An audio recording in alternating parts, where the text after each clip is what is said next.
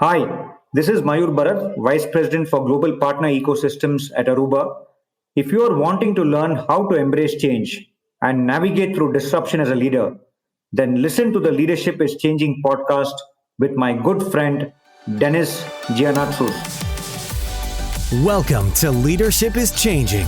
Each week, we and our guests provide information and insights through exploring leading change. This is taking your leadership to another level by finding the balance between executive excellence and personal well-being through stories that inspire real change. It's time to adapt in our fast-moving world when leadership is changing with your host, Dennis Giannatsos. Hey, welcome to the show, Leadership is Changing. What we as leaders know to be true is that change is constant. Leaders everywhere confront similar obstacles because people are people, but everywhere you go, leaders are overwhelmed, disrupted, and under pressure. They run from email to email, meeting to meeting. Many leaders are not changing quick enough, which means they run the risk of becoming irrelevant and being left behind. The purpose of the show is taking our listeners' leadership to another level by finding their balance between executive excellence and personal well-being through stories that inspire real change. I believe we don't have enough effective leaders in the world today, and if we can get the leaders to step up and lead change, and then they can inspire real change. It is now time to adapt in our fast-moving world. Today, listeners, I have a guest and a great guy to join us. His name is Mayur Bharath. He is the Vice President of Ecosystem Sales for Aruba at Hewlett Packard Enterprise, and he's been in the organization since 1996. But during his 24 years at HP, he's played a variety of leadership roles in the business process outsourcing, engineering, global sales, HR, strategy, and planning. So as you know, he's got a great balance of different areas within an organization. He's also led large, complex transformational programs, and he's managed global delivery teams across all three regions. And he's instrumental in starting and running service delivery centers for HP in India, Mexico, Poland, Romania, and China. So because he's done that, he's lived in 5 countries across 3 regions. And he's just led a lot of teams across those 3 regions, which has been great. He has a healthy understanding of varied cultures and a true global leader. So he's currently based in Bangalore in India. And I've seen him, as I've traveled around the world, I've seen him in different countries as well. And he lives there with his wife and son.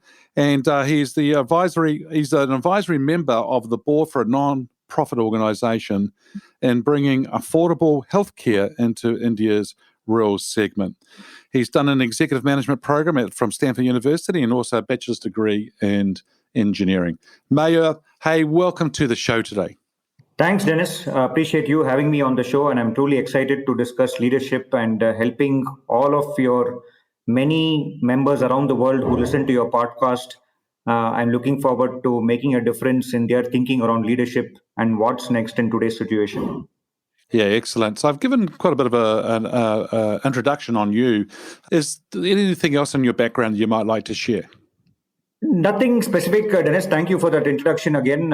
The only thing I would add is that I really do consider myself a true global citizen of the world. I've obviously been born and brought up in India, but I've had the opportunity to live in the United States in the Bay Area, where we are headquartered as a company in Palo Alto for a couple of years. I've experienced the Catalan lifestyle in Barcelona for a few years. I was based in Spain, experience which I absolutely loved. And I've also moved around Asia. So I've spent a couple of years in Singapore. And probably the stint, I would say that, taught me the most from a learning perspective was in China. I had the opportunity to manage 3 global delivery centers in China.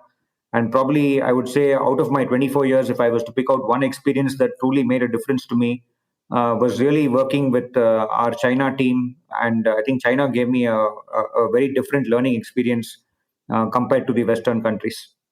Yeah, it's great to be able to have these different experiences and different cultures as you travel the world and leading different teams. And I remember seeing you either at the gym at the hotel that we may have been staying in Palo Alto, or I was at the gym and just coming out and you were going to the office. And so we sort of edge each other on to go to the gym, which was really good. Yeah. Mayur, the question here for you is, how did you get into leadership?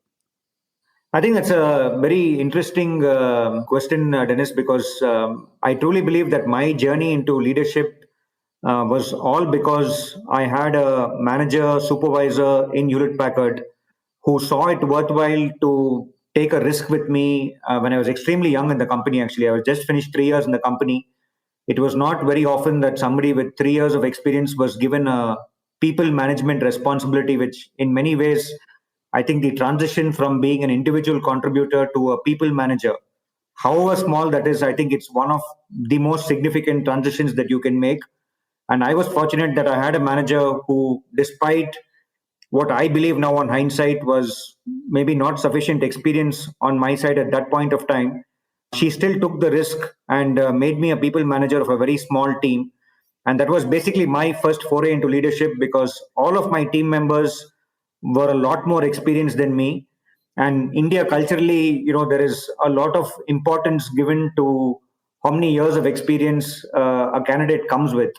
So I was one of the most junior members of the team, but still the manager, again, I reiterate, took the risk to make me a people manager. And that first role actually taught me a lot about leadership and what it means to manage people. Obviously, even in my first role itself, I did encounter some resistance because, not everyone immediately bought into the thought of me being a people manager. But that taught me a lot. And that was my first foray into leadership, Dennis. That's interesting how you talk about there was a little bit of resistance, especially probably because you were young, only 3 years into the role, and then all of a sudden, next minute, ta-da, you're a leader, and I've been going like, what? So how did you handle that resistance? What did you do to get around it? Yeah, I think, when you go through any change, whether it's for yourself or in a team, I think the first aspect of managing any change is to come to acceptance that the change is happening. So one of the things I did was I really put myself in the shoes of my team members. And I said that if this was happened to me, probably I would react in the same manner. And then my whole thought process from there on was how do I build that trust and credibility with my team members for them to feel that I'm a worthy choice as a leader. And I believe it was around 6 months down the line in that particular role when one of the team members, actually the team member that who was most resistive to being a manager, she actually made a pretty big blunder with a project that we were working on, which got escalated to the director of our division.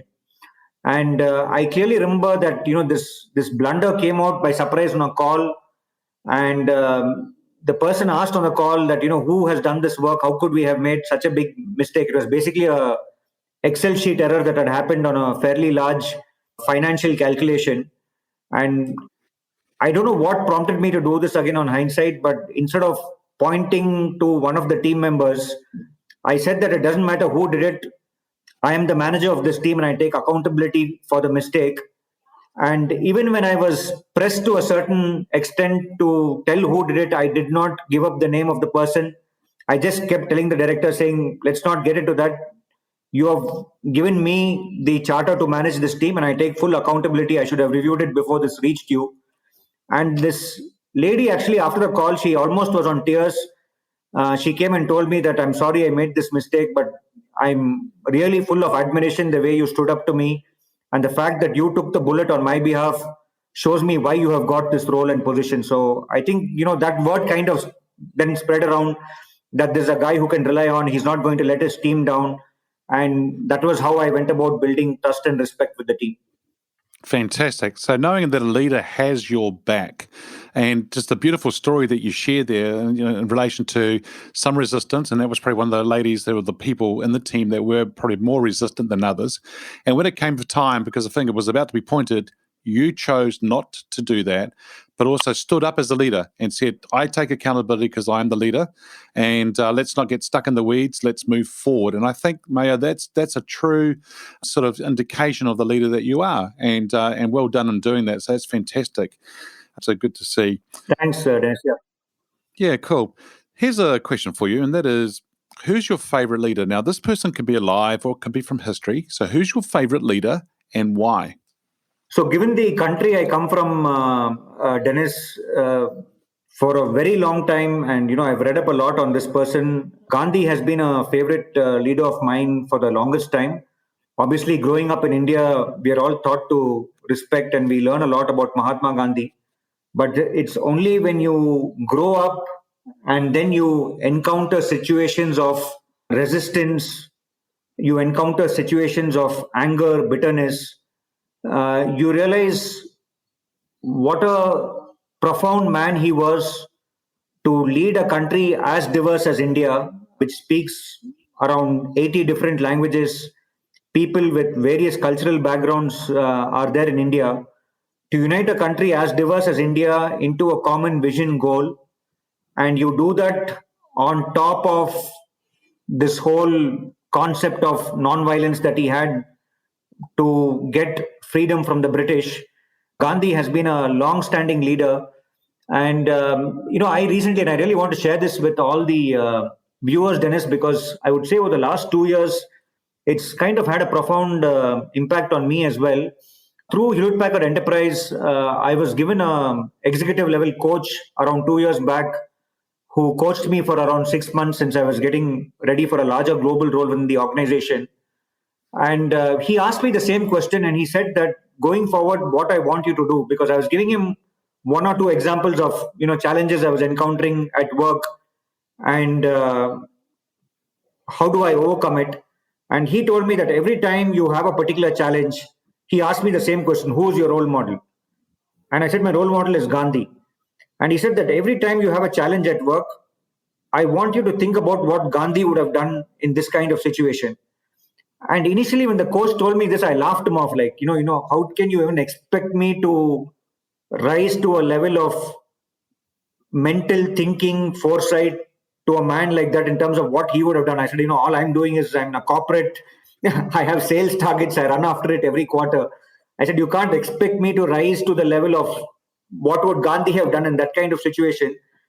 But he kept pressurizing me. So every time I would go to him with a challenge, he said, okay, tell me, if Gandhi was faced with this problem, what would he do? And he took me through this wonderful process of putting myself in the shoes of a visionary leader and forcing myself to think like him. And that's also, I would say, made a big difference to me over the last couple of years. Yeah, what a beautiful question. So, what would your role model do in this situation? And then allowing you to step back and think about it, putting your feet into their shoes. Excellent. Great way to think about it. And Gandhi, yes, great leader. And thank you for sharing that. Mayur, this show is called Leadership is Changing, and that's a term that I'm using quite a bit. And so when I say leadership is changing, well, what does that mean for you? Yeah. So we live in a very dynamic environment today, Dennis. You take into account what has happened over the last 6 months with the COVID-19 situation, which at least I think in my lifetime has been unprecedented. I'm sure that's the case for most people. Have not seen anything like this. I think as you're growing up, you have been a learning and development coach par excellence for all of us at Hewlett Packard Enterprise. We have discussed a lot about leadership styles. We have discussed about, again, leaders in the corporate world, Bill Gates, Steve Jobs. There are a lot of articles written about all these people and how they have rose to corporate excellence and prominence in the work that they have done. But when you think of leadership today, I feel that leadership has evolved to such an extent where you cannot say that this is my leadership style, because we live in today in a VUCA environment. I think VUCA as a concept is known to many people, but for those of them who are hearing this term called VUCA for the first time, it stands for volatility, uncertainty, complexity, and ambiguity. VUCA. So I think if you look at what's happened over the last 6 months, we are in an ideal VUCA environment. I don't think you, me, or anybody else can predict what's going to happen tomorrow. So it's an extreme VUCA environment. And I think when you are in a VUCA environment, your leadership style has to be one of extreme adaptability. You have to change as a leader on a daily basis, on an hourly basis, depending on the situation that surrounds you. So I myself have moved away from this ethos of, many a times in an interview, sometimes people will ask you, what is your leadership style? Then you will say, I believe in leading by example. You could give several leadership traits, sorry. But I think the biggest thing today, when I think about disruption in leadership, it's that you just cannot say that this is my leadership style. You have to adopt to this VUCA environment, and your leadership style has to be very flexible and dynamic to maintain the pace of change that's happening in the industry and the macroeconomic situation that the world is faced with. Yeah, great. So, team listeners, I'm here with Mayur, and we're talking about leadership is changing, of course, and he's just talking about that today's leadership is changing, and answering that question, that you need to adapt to the VUCA environment, whereby you've got volatility, uncertainty, complexity, and ambiguity, and that we can't just say that we've got one certain leadership style anymore, that we are changing so much and so often and so quickly and probably so frequently that we have to stay flexible and be able to move an environment to maintain change, but also lead organizations going forward. And Mayur, that's really interesting how you shared it that way, because we know that one thing is constant, and that's change, and it's happening a lot. Yeah. And so how has your business or industry changed, and what demand does that put on you or your team? Yeah, great question again, Dennis. So, I have been in the IT sector for 24 years, and I cannot think of another instance over the last 24 years where the pace of change on any business has been as high as what it is today. You think about any segment today, be it retail, manufacturing, banking, and financial services. What digital transformation is doing to all these industries are two things. Basically, putting a lot of focus and pressure on the whole customer experience, because you now have companies like Google and Apple who have just taken the whole concept of user and customer experience to a different level. So every business is under pressure to transform themselves from a digital perspective and give that superior customer experience. The second thing that's happening with the industry is that there is newer commercial models that are evolving, which have never been looked at before, that is forcing companies across the world to relook at their IT, to relook at their tools, to relook at their internal processes. So digital transformation in the industry is just taking the disruption to a next level. And as I said, there are two things that are happening. One is an extreme focus on redesigning process, tools, and systems to ensure a superior customer experience. And then the second one is just breakthrough new commercial and financial models coming through. Yeah, yeah. And what happens to organizations that don't adapt to doing what you're just saying, right? So you're saying that there's so much change, commercial and business models are all changing. We have to work differently, digital transformation happening, businesses need to change their IT, their tools, and so forth. If they don't do that, Mayur, what happens?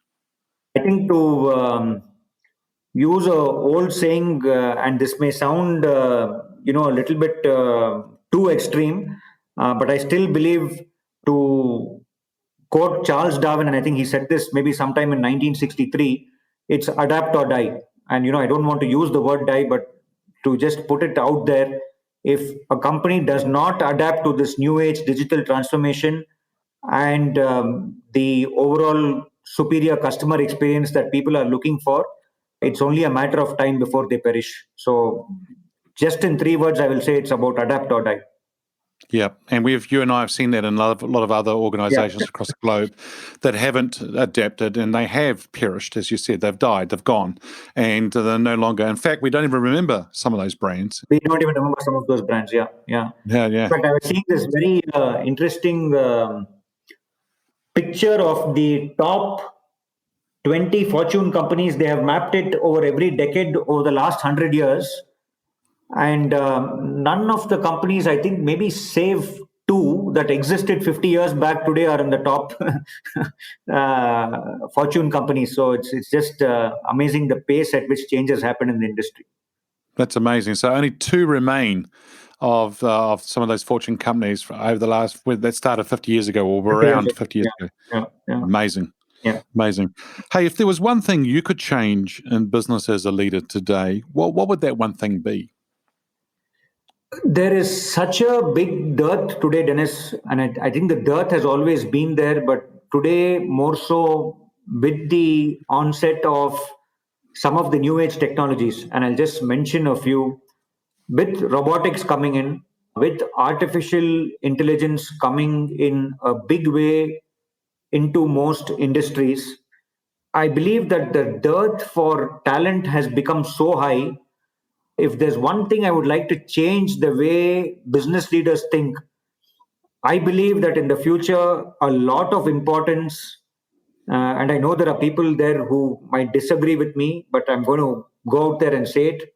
I think in the future, I really hope business leaders give a lot more importance to skills and reskilling rather than the current focus that exists, I would say, worldwide around education, degrees, and the more traditional mindset with which we have all grown up, which is you finish high school, you get an engineering degree, then you do a master's in business and administration, and then you get into a, tier 1 Fortune 10, Fortune 20 company in any industry vertical. I truly believe that there is a dearth of skills in the industry today for some of these new age technologies. And I do hope business leaders going forward give a lot more importance to skills than degrees from Ivy League colleges and universities. Yeah.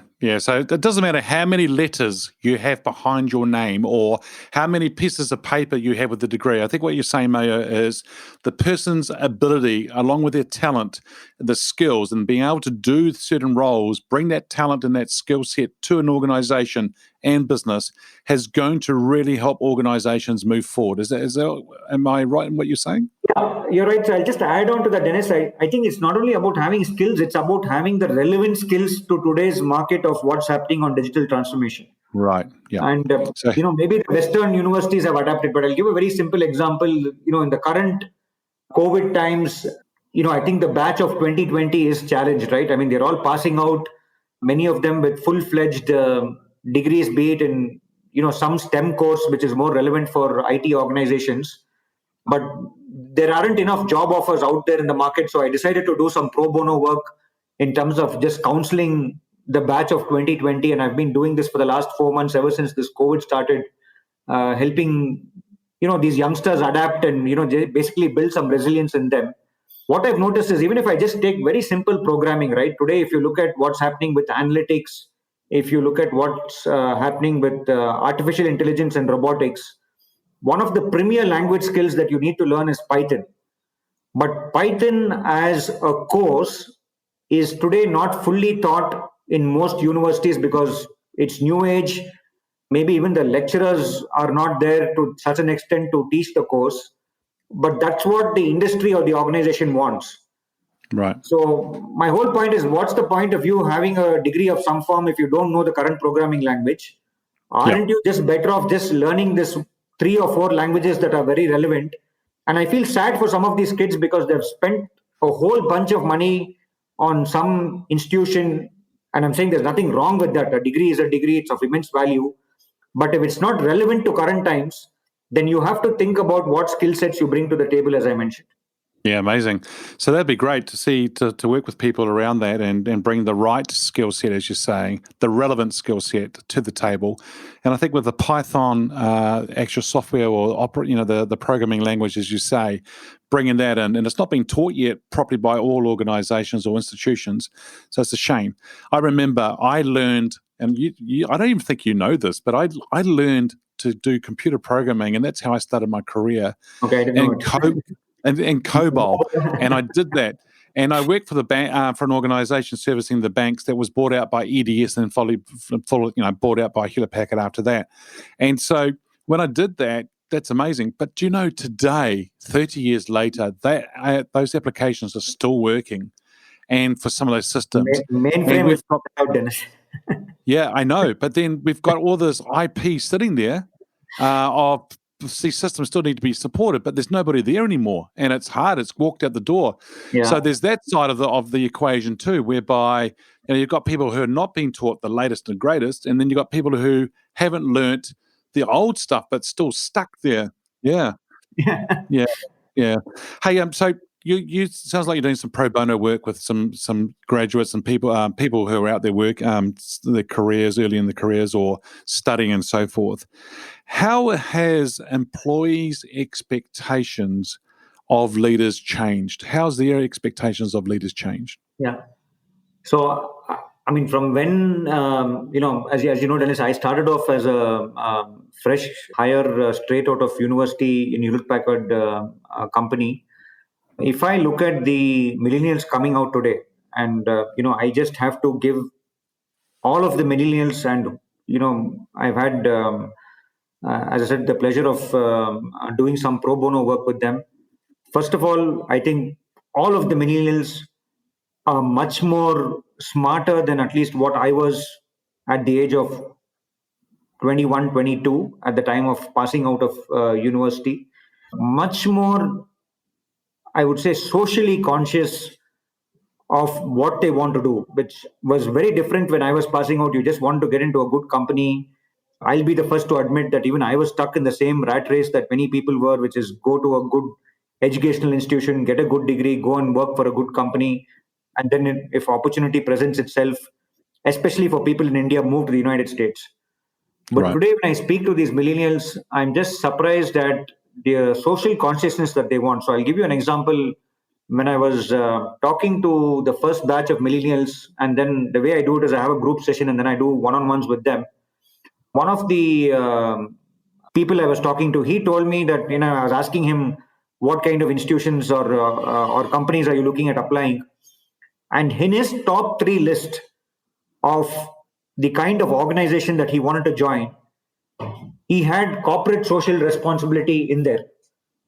So Wow. I was just like absolutely surprised about it, because this was not even there in my list, to be honest, at the time of choosing a company that I went to. But he was very clear that he wants to join an organization that is seen as giving back to the community that they are a part of, whether it's a global company or a more local in-country company. He was very clear that he wants to join an organization that's big on CSR. So that is the kind of expectation that these millennials place not only on organizations, and then coming down to leaders, they are starting to challenge us in terms of thinking about our own processes, because millennials nowadays are just used to getting everything on an app. You just put yourself in the shoes of a millennial with a mobile. If they want their music, it's there on the app. If they want information, it's there on the app. If they want food, it's there on the app. If they want entertainment, it's there on the app. And whatever they want, they get it in the time frame of at best 3 to 5 clicks. You then put them into a corporate environment, and if they come and tell me how to procure something, and I tell them that you have to go into this ERP, log in, do this, there isn't an app, it maybe goes through 3 or 4 levels of approval. That complexity that exists within large organizations today, they are not able to take it, and they are challenging leaders like me, saying that why are some of the processes that exist so archaic? Yep. And they're right. I mean, they're right in saying that it is archaic, and some leaders don't want to know. And for large corporates, there's a lot of procurement that you've got to go through, supply chain, and so forth, and different ways of doing it. But you're right; they can get access to a lot of things today, and they're asking questions, which are really good questions indeed. Yeah. Mayur, what makes a leader successful today in this fast-paced, ever-changing world? Yeah, I think this goes back to the question we spoke about. What makes a good leader? I think it's just basically, if I have to sum it up in one word, it's adaptability. I think your ability to adapt to various situations and have that resilience in you that you can pass on to your team, I think is just super critical these days. And while I've spoken about VUCA and the fact that there isn't one particular leadership style, but if I go back in corporate history and pick out one leader who I think whose advice still holds good very firmly today, is I would just quote Jack Welch at this point of time. I've read almost all his books, and I think he had this concept of 3 E's, and I'll mention 2 of them which I think are very important in today's situation for leaders. One is just you coming in on a day-to-day basis with energy. Because if you don't have the energy and you're sounding down, you're feeling down in today's situation, obviously business is not happening at the pace at which it should be. The team picks this up immediately. So not only do you have to come in with a lot of energy, the other thing Welch spoke about was your ability to energize your team and people around you. And I Yeah. think it's even more critical because people don't get to see you face to face. At least I haven't been into the office and I haven't met my team face to face in the last 6 months, though they're spread out all over the world. But if you cannot have that conviction, even when you're having a conference call, to sound confident, to be positive, and to take your team forward, you're just going to set yourself up for failure. Yep.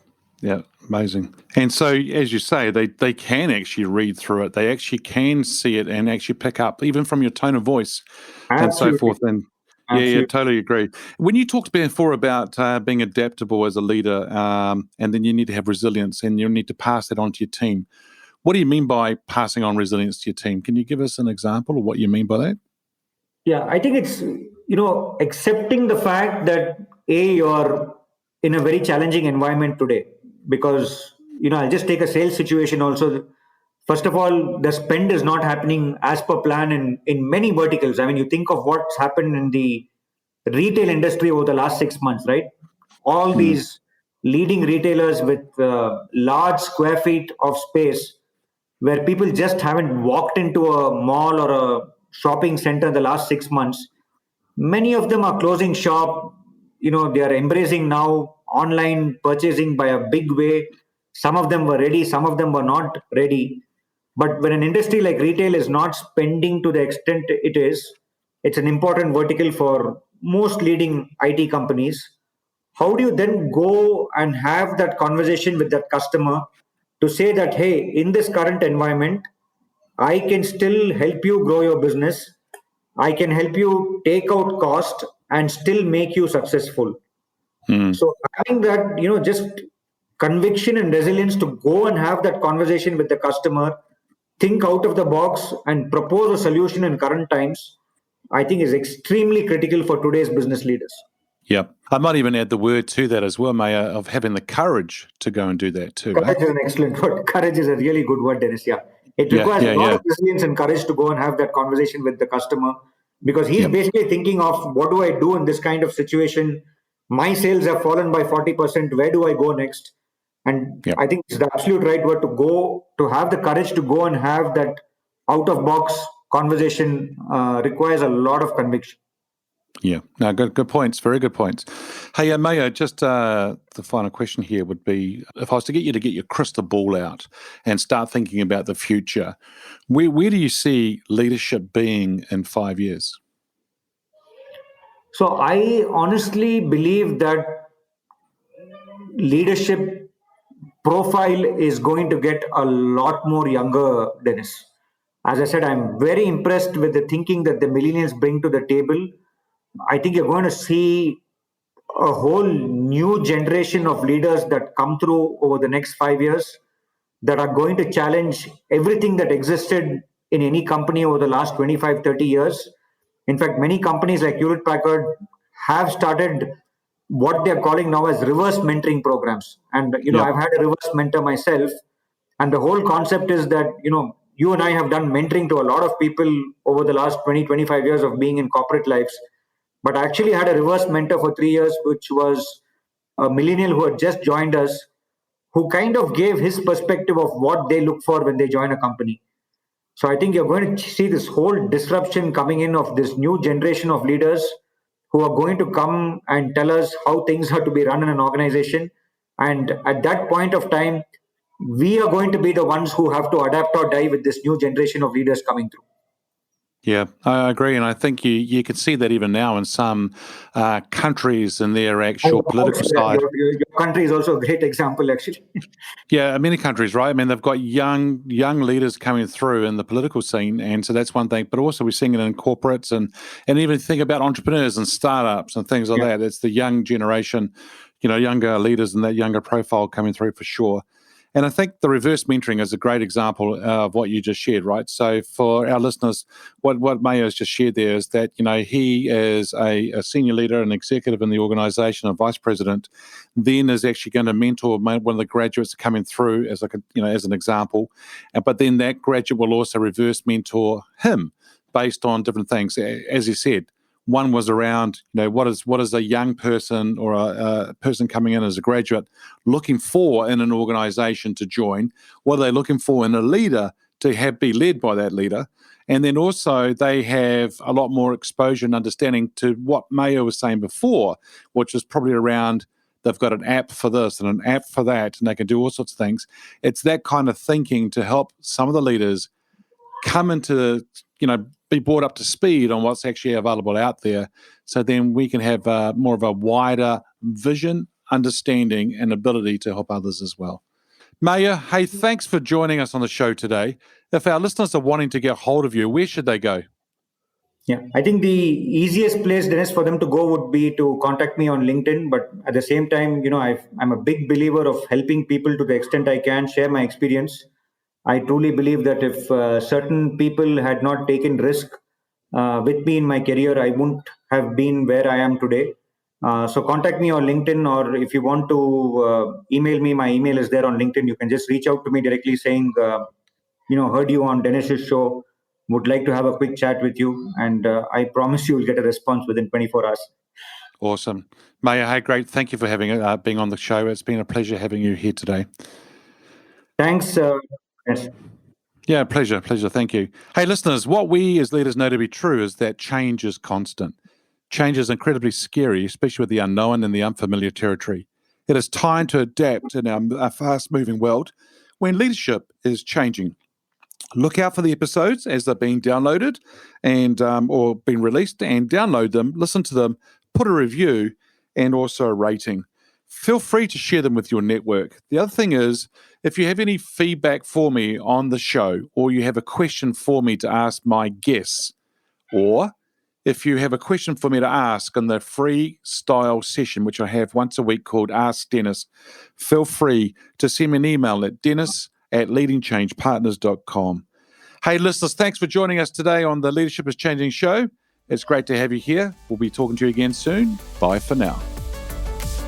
Thank you for listening to this episode of Leadership is Changing with your host, Dennis Giannoutsas. Each week, we and our guests provide information and insights through exploring leading change, inspiring executives and leaders to adapt and lead a bigger game in a fast-moving world.